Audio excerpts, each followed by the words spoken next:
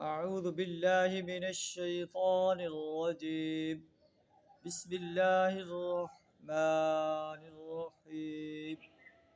ألم تر أن الله يعلم ما في السماوات وما في الأرض ما يكون من نجوى ثلاثة إلا هو رابعهم ولا خمسة إلا هو سادسهم ولا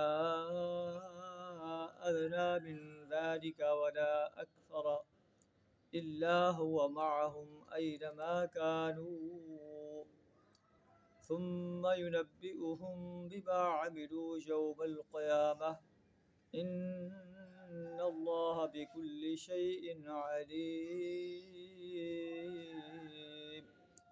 صدق اللہ العظیم. سورہ المجادلہ آیت نمبر 7 آپ کے سامنے تلاوت کی. اس آیت میں اللہ تبارک و تعالیٰ سرگوشی کے بارے میں گائیڈ لائن دے رہا ہے.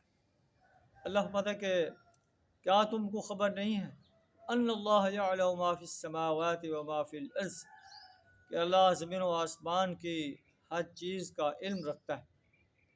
کبھی ایسا نہیں ہوتا کہ 3 آدمیوں میں سرگوشی ہو اور ان کے درمیان چوتھا اللہ نہ ہو، یا 5 آدمیوں کے درمیان سرگوشی ہو اور ان کے درمیان چھٹا اللہ نہ ہو.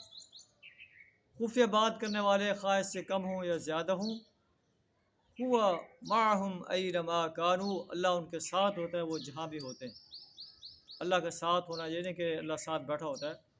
اللہ کا علم، اللہ علیم و خبیر ذات ہے، سمیع و بصیر ذات ہے، قادر مطلق ذات ہے. وہ ہر چیز کو آبزرو کر رہی ہے. اور جب قیامت کا دن ہوگا ثم ینبئہم بما قالوا، ثم ینبئہم بما عملوا یوم القیامہ، پھر اللہ انہیں بتائے گا کہ انہوں نے کیا کچھ کیا ہے قیامت کے دن. اللہ انہیں سب کچھ بتا دے گا. ان اللہ بکل شیء علیم، بے شک اللہ ہر چیز کا علم رکھتا ہے.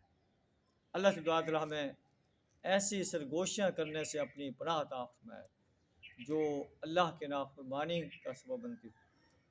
ایسی سرگوشیاں کرنے کی توفیق عطا فرمائے جو اللہ کی رضا کا سبب بنتی ہوں. وآخر دعوانا الحمد للہ رب العالمین.